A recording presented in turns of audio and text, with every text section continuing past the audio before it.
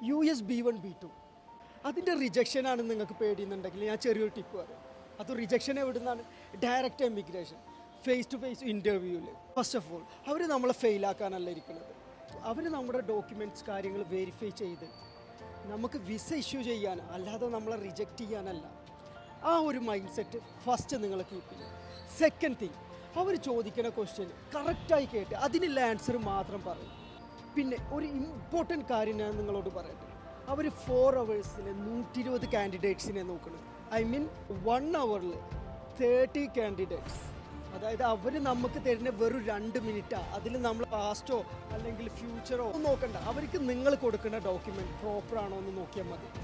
പിന്നെ documentation DS-160 എന്നുള്ളത് important പാർട്ടാണ്. അതും ഒരു എക്സ്പേർട്ടിനെ ഏൽപ്പിച്ച്. അക്കീറ എന്നുള്ളത് US B1 B2 high success ratio വിസയിലുള്ളതാണ്. കൂടുതൽ ഡീറ്റെയിൽസിനായി താഴെ കാണുന്ന നമ്പറിൽ പെട്ടെന്ന് കോൺടാക്ട് ചെയ്യുക. അല്ലായെങ്കിൽ നമ്മുടെ ഓഫീസിൽ